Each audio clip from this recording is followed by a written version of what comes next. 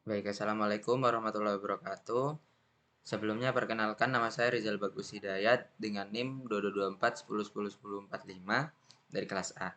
Di sini saya akan menjelaskan mengenai LKM 1 yaitu tentang pembahasan NumPy. Di sini ada nomor 1 yaitu buatlah array 2D menggunakan NumPy. Jadi di sini sesuai dengan arahan yaitu kita membuat array 2D, maka kita akan import NumPy SNP atau kita inisialisasikan sebagai NP, lalu kita buat variabel yaitu array underscore 2D sama dengan np.array, kita masukkan arraynya masing-masing, di mana ini merupakan dua dimensi karena ada dua kurung.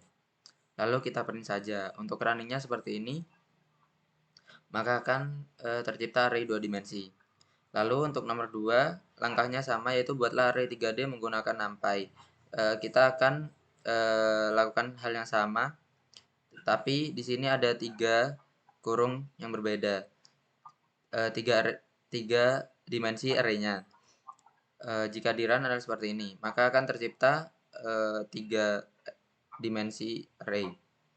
Lalu nomor 3, tambahkan angka 1 pada setiap bilangan di baris ganjil array, kemudian tambahkan angka 2 pada setiap bilangan di kolom genap array. Jadi di sini pastinya kita pahamin dulu, yang pertama itu setiap baris ganjil yaitu yang ini, lalu ini dan juga ini. Baris 1, 3 dan 5 itu akan ditambahkan angka 1. Itu kita fokus pada ini. Array dimana untuk startnya dari 0 hingga akhir dengan loncat 2, dimana kita fokus ke barisnya aja. Fokus ke barisnya kita tambahkan sama dengan 1. Jadi setiap baris ganjil yang dimulai dari indeks ke 0 tadi, indeks ini, indeks ke 0, kemudian baris ke 3 atau indeks ke 2 dan juga baris ke 5 atau indeks ke 4 akan ditambahkan 1. Mungkin jika di run langsung mungkin akan terlihat langsung ke print semua ya. Harusnya kita print dulu yang ini dulu, di bawahnya ini. Print array 2_2D. Kita komen dulu. Maka setiap baris setiap baris ganjil akan ditambahkan dengan 1. Lalu jika untuk langkah selanjutnya yaitu tambahkan angka 2 pada setiap bilangan di kolom genap array berikut. Nah, untuk perintahnya yaitu adalah array 2D langsung titik 2 dan juga koma. Kenapa di sini kita pakai koma?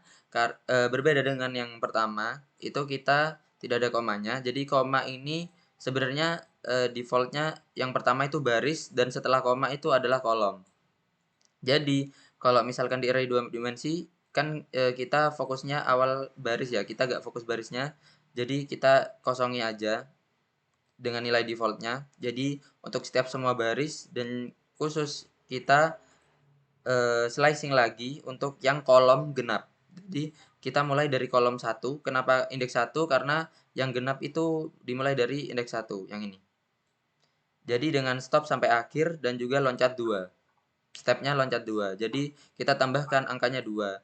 Jadi jika misal udah ditambahkan, maka hasilnya akan seperti ini. Mungkin kita komen aja yang ini. Oh, atau diperlihatkan aja. Diperlihatkan aja. Jadi perbedaannya di array yang pertama ini hanya ditambahkan barisnya aja. Yang awalnya adalah 1882, ini jadi 2993. Dan ini 11, ini 10. Ditambahkan 1 setiap barisnya. Untuk yang kedua, itu ditambahkan untuk kolomnya saja. Yang sebelah ini 92, 24, 3, jadi 11, 4, 4, 6. Untuk yang ganjil tidak bertambah, jadi tetap 2, 8, 11. Oke, lanjut ke nomor 4. Mungkin ini bisa dihapus aja.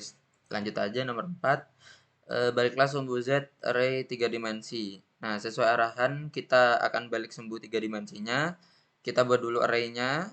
kita masukkan di array 3 dimensi, kemudian kita flip, kita balik dengan perintah flip, yaitu npflip array 3D dengan axis 2. Kenapa axis 2? Karena di sini kita akan balik untuk sumbu Z-nya.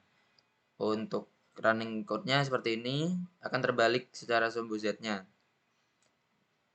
Di mana ini akan terbalik jika di awalnya adalah 785, 212, dan 293, maka akan terbalik menjadi 587, 212, 392, seperti itu.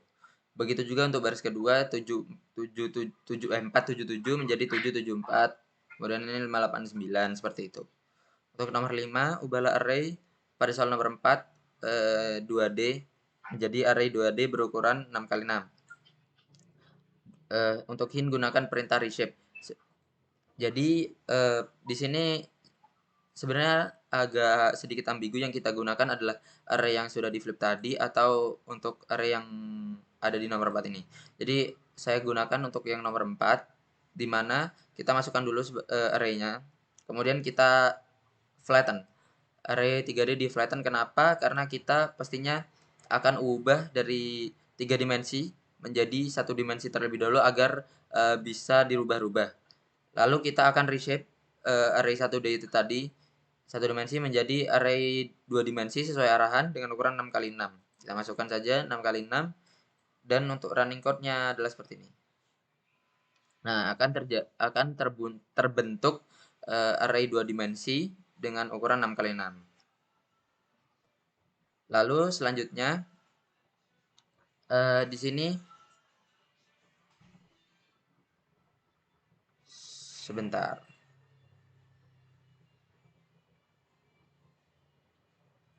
Kok soalnya hilang? Ya mungkin saya buka soal ini aja sebentar. KM1 ini hilang guys soalnya.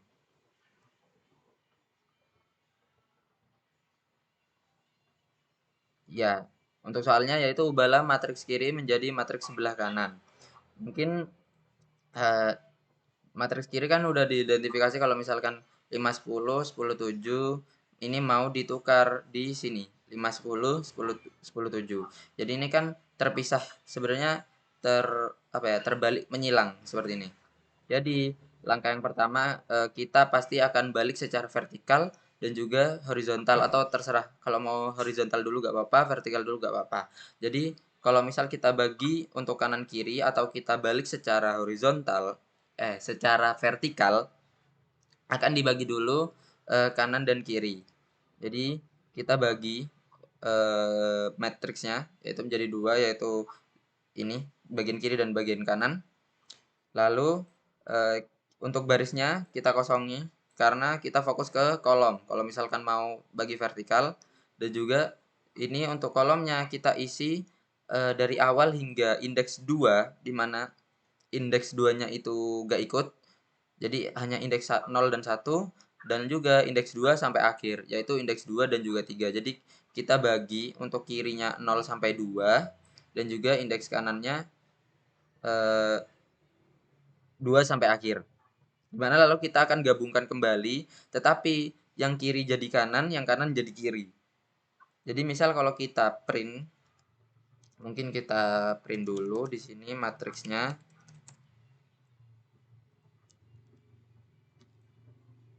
Nah, kita print matriksnya, maka akan terbalik. Yang awalnya 5 10 10 7, maka akan jadi 10 7 5 10. Seperti itu.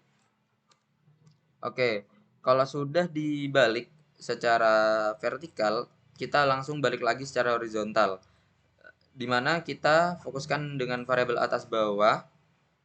Ini matriksnya dari 0 sampai 3, dan ini 3 sampai akhir. Kenapa 3? Karena ini barisnya 6, bukan yang tadi kolom itu 2. Nah, jadi ketika di print semuanya akan terbalik. Jadi sesuai dengan output yaitu 9318, 526 10, dan seterusnya. Lalu untuk hasil dan analisa data,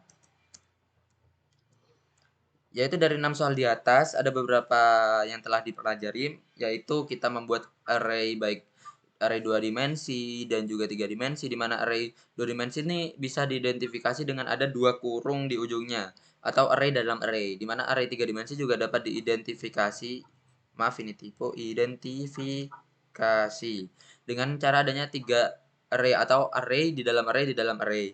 Kemudian, array tersebut itu kita bisa olah sesuai dengan kebutuhan kita bisa gunakan slicing dengan, di indeks tertentu, kemudian di mana kita di nomor 2 itu kita gunakan, lalu di nomor 3 kita gunakan slicing untuk sebarisan ganjil tadi, lalu untuk kolom genap kita gunakan slicing juga, lalu pada di nomor 4 kita balik-balik array-nya sesuai sumbu yang kita mau, di nomor 5 kita, ubah ukuran array-nya dari 3 dimensi jadi 2 dimensi dengan ukuran awalnya dengan ukuran akhir yaitu 6 kali 6, kemudian, di nomor 6 kita balik silang antara array-nya matriksnya. Jadi untuk kesimpulannya dari 6 soal di atas yang telah dipelajari, baik, kita bisa membuat array 2D maupun 3D dan juga kita, mempelajari beberapa hal yang kita bisa olah dari array tersebut, mulai dari slicing, flip, reshape, kemudian concatenate. Hal ini bisa diterapkan di data mining, di mana kita, sesuaikan dengan kebutuhan dengan sintaks-sintaks yang kita, pelajari dalam mengolah data yang diperlukan. Mungkin sekian, penjelasan untuk LKM sekian penjelasan untuk LKM 1.